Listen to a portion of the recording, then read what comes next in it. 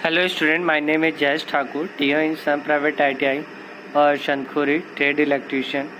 आज का हमारा टॉपिक है एसी संबंधी पद, है ना। तो इसमें देखते हैं पहला क्या पॉइंट है। इसमें पहला पॉइंट है आपका ज्या तरंग, है ना। ज्या तरंग क्या होता है? प्रत्यावर्ती धारा अथवा वोल्टेज के कोणों के ज्या मानों के समय अक्ष के तैयार पर किए गए ज्या तरंग कहलाता है। अल्टरनाद उत्पन्न की गई एसी की तरह ज्या तरंग होती है और अल्टरनेटर के अतिरिक्त ऑसिलेटर द्वारा एसी उत्पन्न परंतु ये ज्या तरंग, वर्गाकार तरंग, ये सातूत तरंग आदि प्रकार की हो सकती है। ठीक है, देखो ज्या तरंग मतलब होता है साइन वेव। और जब हम ये चीज़ों को पढ़े हैं कि हमारी एसी जो करंट होता है या एसी वोल्टेज जो होता है वो हमारा एक साइन वेव में होता है ना। लेकिन ये प्योर साइन वेव नहीं होता है, या तो ये फिर इस प्रकार का होता है जैसे में, हाँ, या तो ये वर्गाकार होता है या फिर जैसे इस प्रकार का। देखो साइन वेव ना, ज्या वेव ना, इसी को बोलते हैं। देखो ज्या तरंग इस प्रकार का होता है, या फिर वर्गाकार भी हो सकता है, इस प्रकार से ये वर्गाकार भी हो सकता है, या फिर इस प्रकार से ये ऐसा करके ऐसा हो सकता है। ठीक है, तो ये चीज़ों को हम यहाँ पर बोलते हैं। ठीक है, या तो इस प्रकार का हो सकता है, इस प्रकार का यहाँ पर ये हो सकता है। ठीक है ना, यहाँ पर ये होता है। दूसरा पॉइंट ये हमेशा अल्टरनेटर ऑसिलेटर से हमें मिलता है ना। तो क्योंकि जहाँ पर एसी होता है वहीं पर हमें इस प्रकार की जो संरचना वहाँ पर देखने को मिलता है। आवृत्ति प्रत्यावर्ती धारा अथवा अन्य किसी प्रत्यावर्ती राशि द्वारा 1 सेकंड पूर्ण गई चक्रों की संख्या को उस प्रत्यावर्ती धारा की आवृत्ति कहलाती है। फ्रीक्वेंसी क्या होता है? फ्रीक्वेंसी वो होता है जहाँ पर वो 1 सेकंड में उस सर्कल को पूरा कर रहा है 50 बार, वही उसका फ्रीक्वेंसी है। जैसे 1 सेकंड में ऊपर 25 बार ऊपर नीचे हो रहा है, 25 बार ऊपर, 25 बार नीचे ऊपर, उसका जो फ्रीक्वेंसी ऊपर नीचे हो रहा है वही क्या कहलाता है? इसका आवृत्ति यहाँ पर कहलाता है। ठीक है, चक्र क्या? किसी भी प्रत्यावर्ती राशि का मान दिशा के एक पूर्ण परिवर्तन चक्र साइकिल करता है। प्रत्यावर्ती राशि जैसे 360, जैसे हम देखते हैं कि ये 360 पे काम करता है। ठीक है ना, एक चक्र का मान जो होता है वो 360 होता है। कितना होता है? 360 अंश होता है ना। तो याद रखना, एक चक्र का जो मान होता है वो कितना होता है? टोटल 360 अंश यहाँ पर होता है। ठीक है ना, कितना होता है भैया? 360 अंश यहाँ पर होता है। समय अंतराल क्या है? किसी प्रत्यावर्ती राशि में होने वाली परिवर्तन को एक चक्र को पूर्ण करने में लगा समय समय अंतराल कहलाता है। इसका प्रतीक टी तथा एसआई मात्रक सेकेंड, है ना। ऐसे तो वही है जो समय लगता है, जैसे 1 सेकंड में पूरा करे तो वही उसका समय अंतराल है। ये जो जितने भी क्वेश्चन यहाँ पर है उसी ये क्या है? समय अंतराल है। ठीक है ना, क्या है? समय अंतराल यहाँ पर ये कहलाता है। अब आता है आयाम, वही है तो आप लोग पढ़ लेंगे। तात्कालिक मान, शिखर मान जो वोल्टेज का एक अधिकतम बिंदु यहाँ पर होता है उसी को कहते हैं, यहाँ पर कहते हैं। ठीक है ना। वर्ग मध्यम मूल क्या हो जाता है?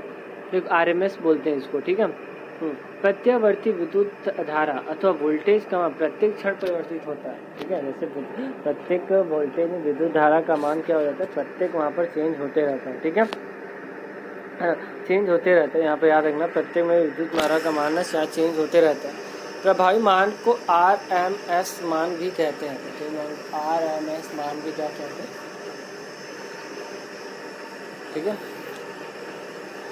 ना, आरएमएस मान भी यहाँ पर क्या कहते हैं? उसको कहते हैं, तो उसको ना हम क्या कहते हैं? वर्ग माध्य मूल भी कहते हैं। जैसे यहाँ पर देख रहे हो आईआरएमएस का जो फॉर्मूला होता है, यहाँ पर मैं आपको जूम करके दिखाता हूँ। ये देखो यहाँ पर, ठीक है, IRMS बराबर I1 का स्क्वायर प्लस I2 का स्क्वायर प्लस I3 का स्क्वायर डैश जैसे IN का स्क्वायर हो जाता है। तो IRMS बराबर 0.707 मैक्सिमम यहाँ पर होता है। ठीक है ना। औसत मान वही है कि अगर प्रत्यावर्ती धारा, विद्युत धारा अथवा वोल्टेज का आधे चक्र का तात्कालिक मानों का औसत, आधे चक्र का तात्कालिक मानों का औसत यहाँ पर जो होता है तो ये कहते हैं। जैसे आई एवरेज निकालना है तो 0.63 हो जाएगा, यहाँ पर इसका देते हैं। ठीक है, पीक फैक्टर यही फॉर्मूला है। ये सब चीज़ों को आप लोगों को यहाँ पर याद करना है, समझना है। ठीक है, क्लियर है? ये फॉर्मूला है, आपको याद रखना। फेज इन फेज तो याद, तो देखो फेज क्या होता है? जैसे विद्युत धारा एवं वोल्टेज के साथ साथ बढ़ती या घटती है, विद्युत धारा के साथ बढ़ती या बढ़ती है तो उसी को क्या कहते हैं? वो अपने शिखर पर चलते। इन फेज राशियाँ कहलाती है। भाई वो बढ़ रहा है या घट रहा है तो उसी को क्या कहते हैं? फेज कहते हैं, फेज राशियाँ कहलाती है। ठीक है ना।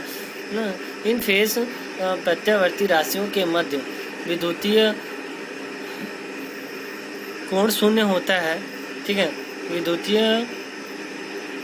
विद्युतीय कोण क्या होता है, शून्य होता है ना। दर्शाए गए चित्र में वोल्टेज ई के शिखर के मान पृथक पृथक होता है, परंतु दोनों इन फेज है और दोनों का आवृत्ति भी क्या होता है, एक ही होता है। तो ये चीज़ों को आपको याद रखना।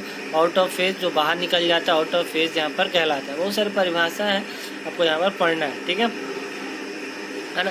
यहाँ पर परिभाषाएं हैं, आपको यहाँ पर उन चीज़ों को याद रखना है, ठीक है। अब देखते हैं कालांतर, वही है जो प्रत्यावर्ती राशियां द्वारा अलग अलग समय पर शून्य से अधिकतम अथवा न्यूनतम मान प्राप्त करने के मध्य, मतलब प्रत्यावर्ती जो राशियां होती हैं वो अधिकतम या न्यूनतम होती हैं, तो उसे क्या होते हैं, उत्पन्न राशि समय कालांतर कहलाता है। क्या कहलाता है, कालांतर यहाँ पर कहलाता है।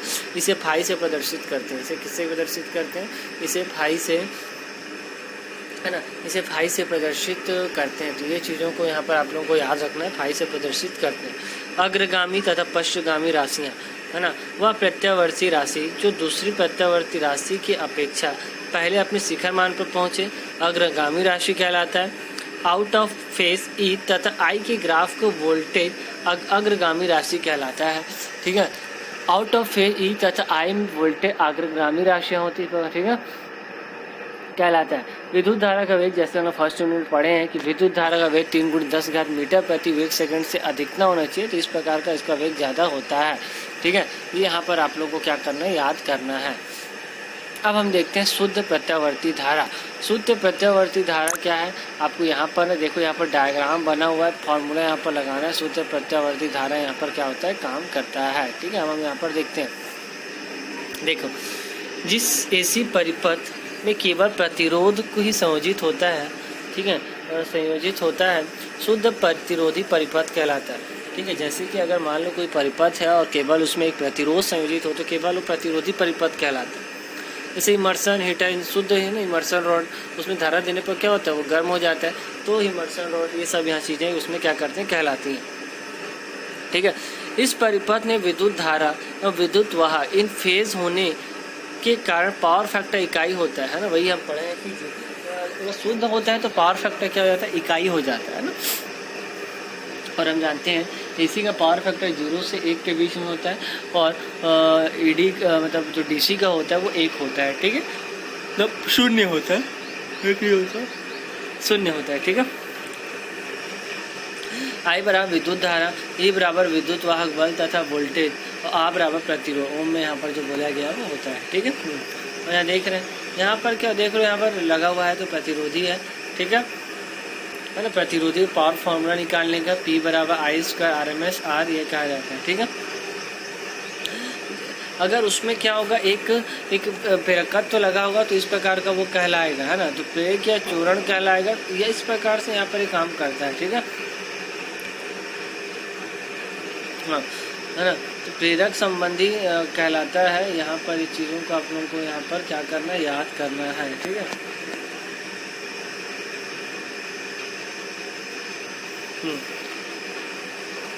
देखो अब आता है ये शुद्ध प्रतिरोधी हो गया, प्रेरकीय प्रतिरोध, ठीक है। जिस एसी परिपथ में केवल प्रेरक या चोक युक्त परिपथ संयोजित होता है, जिस एसी परिपथ में केवल प्रेरक तथा चोक युक्त परिपथ संयोजित होता है, वह शुद्ध प्रेरकीय परिपथ कहलाता है, वह शुद्ध प्रेरकीय परिपथ कहलाता है। इस परिपथ में विद्युत धारा विद्युत वाहक बल से 90 अंश पिछड़ जाता है, ठीक है, या लैगिंग होता है।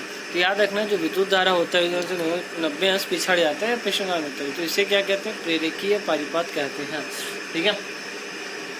जब हम आगे पढ़ेंगे इसके बारे में तो क्या कहलाता है, प्रेरकीय परिपथ यहाँ पर कहलाता है।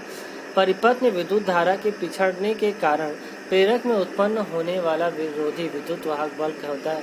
जैसे ही आरोपित विद्युत वाहक बल क्रियाशील होता है, वैसे ही विरोधी विद्युत वाहक बल उत्पन्न हो जाता है, ठीक है। जैसे ही आरोपित विद्युत वाहक बल क्रियाशील होगा, उसमें विद्युत वाहक बल उत्पन्न हो जाएगा, ठीक है, जिससे विद्युत धारा का प्रवाह प्रारंभ नहीं हो पाता। तो प्रारंभ नहीं हो पाता, इसको आप लोग क्या कहते हैं, याद रखना।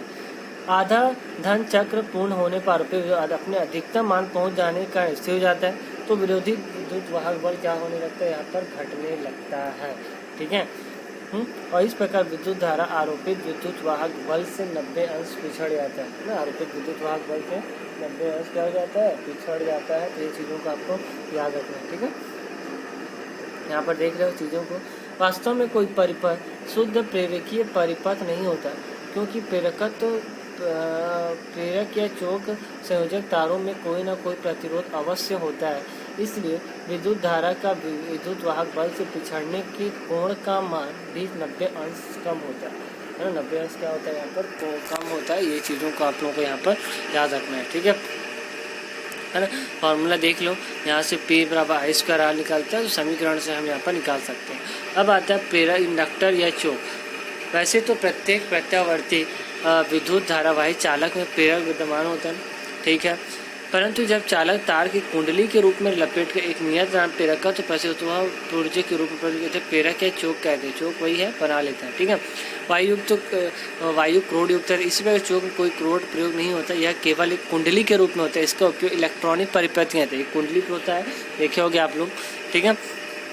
वायु क्रोड युक्त यहाँ पर एयर कोड टाइप यहाँ पर वो चीज़ें यहाँ पर होता है, ठीक है। फेराइट क्रोड युक्त क्या होता है, फेराइट यहाँ पर क्रोड युक्त यहाँ पर क्या होता है, बनाया जाता है। इस प्रकार की चौक में लोह और कार्बन के चूर्ण से निर्मित क्रोड प्रयोग की जाती है। इस क्रोड के द्वारा चौक के प्रेरकत्व मान की सीमा परिवर्तित किया जाता है। इसका उपयोग रेडियो रिसीवर तो भाई फेराइट क्रोड युक्त कार्बन चूर्ण से निर्मित किया जाता है, तो चौक को वहाँ पर हम यहाँ पर निर्माण को चेंज कर सकते हैं, ठीक है। अब आता है लोह क्रोड युक्त। इस प्रकार की चौक में नर्म लोहे क्रोड प्रयोग की जाती है, जिसके प्रयोग में चौक का प्रेरकत्व का मान बढ़ जाता है, ठीक है। इसका उपयोग फ्लोरेसेंट जो लोहा युक्त है, जो हम लोग फ्लोरेसेंट ट्यूबलाइट में जो यूज़ करते हैं वो यही होता है, लोहा युक्त क्रोड युक्त, लोहा क्रोड युक्त यहाँ पर यूज़ किया जाता है, ठीक है ना। यहाँ पर आप लोगों को याद रखना है, ठीक है ना। तो आज का यहीं पर हम लोग पढ़ते हैं।